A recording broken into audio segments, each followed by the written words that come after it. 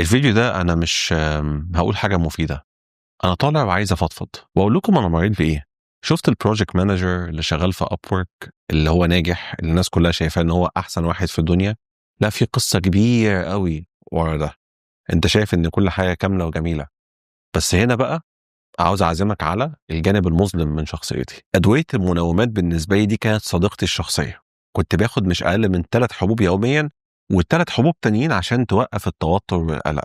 والصبح كنت باخد أدوية اكتئاب عشان أتحكم في فرط التفكير اللي عندي، اللي كان عامل زي مجموعة أصوات بتطاردني وأنا صاحي وأنا نايم.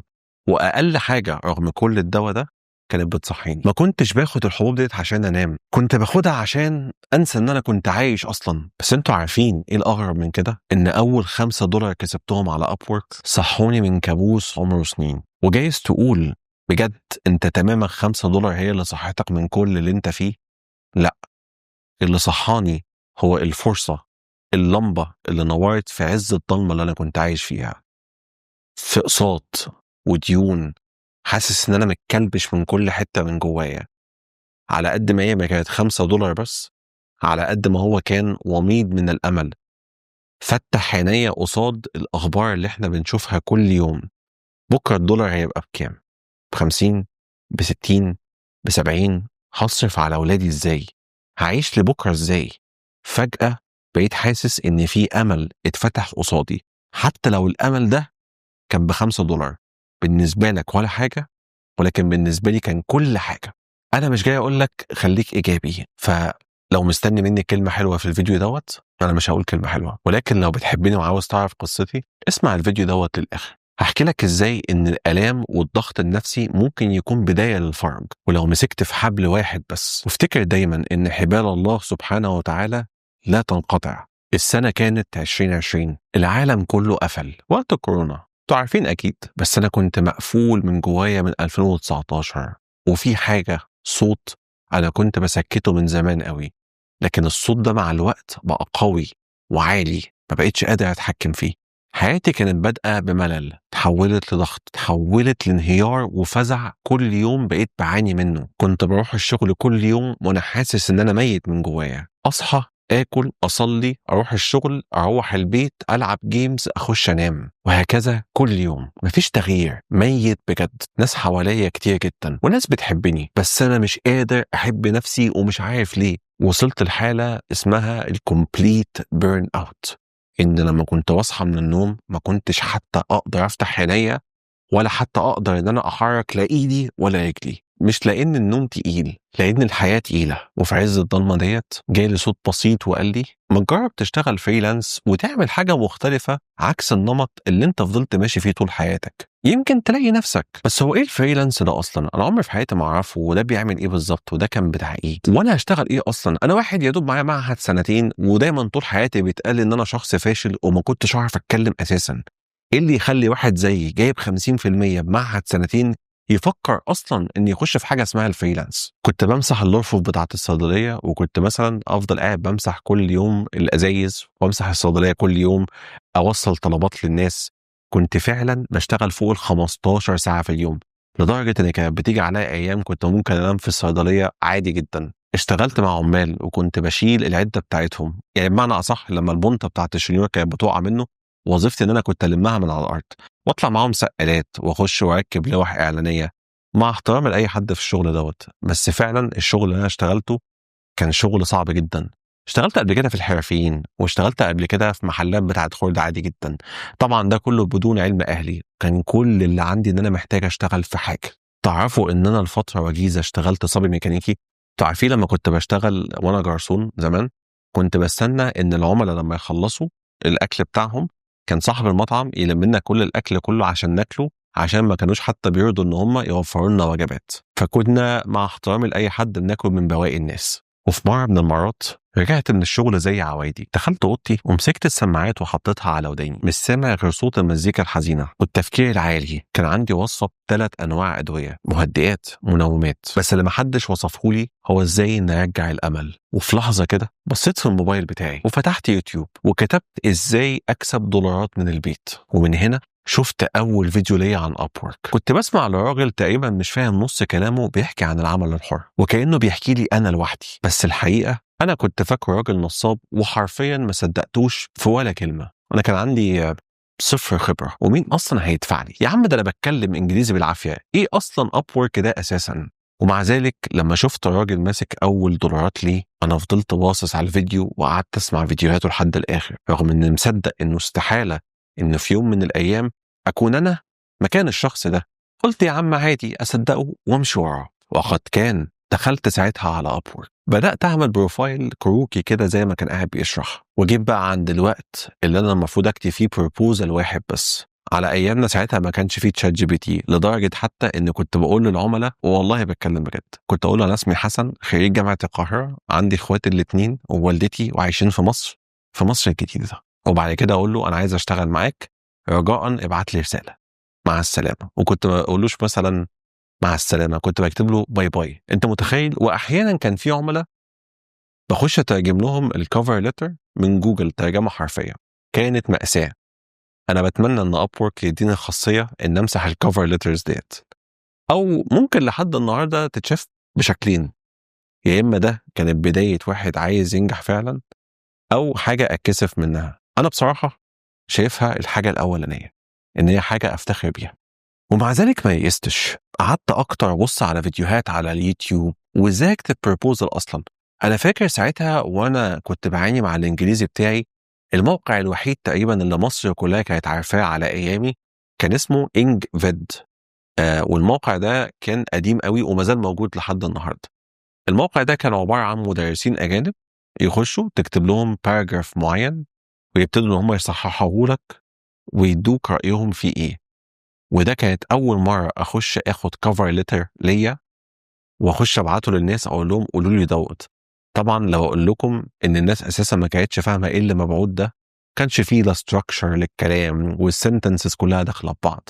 كانت مأساة بحقه حقيقي. بعت اكتر من 120 بروبوزل ايام ما كان الكونكتس بواحد بس، او احيانا كانت كمان ببلاش. طبعا ما اقولكوش ان ولا كفر ليتر اتشاف اصلا، ودماغي بترجع وتفكر طب ما انت فاشل اهو، يعني فعلا انت فاشل وخريج معهد وانت استحاله توصل لحاجه كويسه. ده اللي الناس كانت بتقول عليا. انا حتى كان عندي مشكله تلعثم في الكلام، ما كنتش بعرف اتكلم، لدرجه حتى من كتر تنمر الناس عليا كنت بروح لدكتوره وانا عندي 13 سنه. وتخيلوا ازاي واحد في سني ما عندوش جوجل ساعتها، كان لسه جديد، منتديات موجوده في كل حته، اعرف ازاي اشخص حالتي وان انا اروح لدكتور. ده كان حجم التنمر اللي انا كنت بمر بيه. ازاي حسن النحاس ينجح رغم كل التعقيدات دي؟ سبت ابورك وقلت يا عم انا عملت كل حاجه وبرضه مفيش فايده، لان للاسف الناس فعلا كان عندها حق. ده اللي قلته وقتها. كنت كل يوم بقعد على لابتوب مكسور، حرفيا الكيبورد فيها كان زرار ناقص، فكنت انزل اشتري كيبورد كانت ب 25 جنيه اوصلها باللابتوب واوصل كابل كده عشان اعرف اوصله لشاشه التلفزيون عندي. وفي يوم من الايام الساعه 3 الفجر، ما كانش ساعتها اصلا جاي نوم ولا الطبيعي بتاعي، كنت بقضي معظم الوقت الفاضي عندي على اللابتوب. فتحت ابورك بالصدفه، لقيت ابورك باعت لي نوتيفيكيشن وبيقول لي you've got a message from a client. قعدت على الكرسي، كانت عندي حاله هلع لما شفت المسج ديت، وقلبي بيدق جامد قوي، ايدي كانت بجد بتعرق قوي. اتشجعت وفتحت الرساله، لقيت العميل بيقول لي يا حسن انا عايزك تشتغل معايا في شغلانه بسيطه هنقعد فيها 5 ايام مع بعض.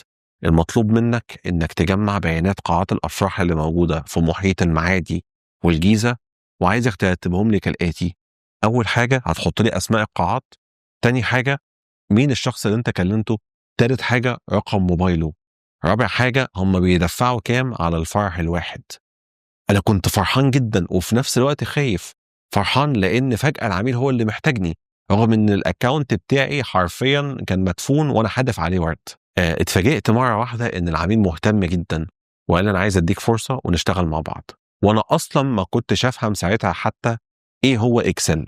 وقعدت 5 ايام شغال بايديا واسناني عمال بلم كل قاعات الافراح، رغم ان الشغلانه دي كانت اول شغلانه كانت ب $20. انا حرفيا ساعتها دفعت مكالمات تليفون تتعدى ال 2000 جنيه، لان ساعتها كانت فعلا موضوع الباقات الموبايل ده للاسف ما كانتش متاحه زي دلوقتي. وبقيت عمال بلم في الداتا واحده واحده رغم عدم خبرتي بقيت اسال كل اصحابي الخبراء اللي في الاكسل واللي شغالين في الداتا اناليسيس، يا جماعه انا بعمل 1 2 3، والناس بقت بتخش معايا وبتساعدني، بقت بتشتغل احيانا بالنيابه عني، ولحد ما جات لي الفرصه والعميل شاف الشغل بتاعي وجات لي اول رساله من ابورك اتقال لي فيها حسن your milestone has been approved. واول ما شفت ال $20 موجودين اتفاجئت بعديها على طول ان جات لي في المسج اللي ما بيني وما بين العميل 5 نجوم بيتقال لي فيها thank you for the sweetest support، وتقال لي فيها شكرا على صبرك، شكلك بتحاول من قلبك. من اللحظة دي بقى بدأت أحس إني رجعت أعيش من تاني، الكفن بتاعي بدأ يتفتح، بدأت أقسم يومي بين علاج، كتابة، تعليم وشغل بسيط. كل عميل كان خطوة بالنسبة لي، وكل $5 كانت زي جرعة أمل باخدها. هو ده فعلا العلاج اللي أنت كنت محتاج. تقول لي يا حسن يعني أنت تمامك الفلوس؟ يعني أنت في الآخر خالص عايش على الفلوس؟ أنا كنت باخد فلوس من شركتي وكنت بشتغل في سايبر سيكيورتي، يعني مع الوقت بقى مرتبي كويس. أنا مشكلتي ما كانتش في الفلوس، مشكلتي إن أنا بقيت باخد مرتب كويس في شغلانة كويسة مش محتاجة مني أي نوع من أنواع الإبداع، فإبداعي اتدفن. بقيت حاسس إن أنا باخد مسكن عشان أفضل مكمل. محدش قال لي لأن أنا لما أكسب فلوس الناس اللي حواليا هيفرحوا لي ده بالعكس، في اللي أحبطني، وفي كمان اللي هيقارنك بغيرك، وفي اللي هيضحك على إنك فرحان ب$5. أنا فاكر كويس قوي إن كان ليا واحد صاحبي قعد معايا وراح فاتح لي ابورك، وكان حد فاهم قوي في التكنولوجيا، يعني بدل ما يعلمني راح فاتح لي طبعا الموقع بتاع ابورك وابتدى يدور على كل الناس الفريلانسرز اللي عايشين في مصر، وجاب لي واحد تقريبا ساعتها كان عامل $150,000. قال لي شايف ده، انت استحاله تكون زي في يوم من الايام. انا ما كنتش مصدق ساعتها، وعلى قد ما هو ما يبان ان هو فيلم ابيض واسود، صدقني في ناس بتعمل أسوأ من كده كمان. بس خلي بالك لما توصل للنجاح محدش هيعرف ان انت عديت بالحاجات دي كلها، ولا حد كان شافك وانت بتعيط من وجعك، انت بس اللي هتعرف انت وصلت منين ورايح على فين. يعني مثلا كان حد يخش لي على التليجرام يقول لي انت اكيد بقى GUC جراديويت، انت اكيد بقى AUC، اكيد كان في دعم من عيلتك وسبورت من اهلك وخدت كورسات بآلاف وآلاف وآلاف.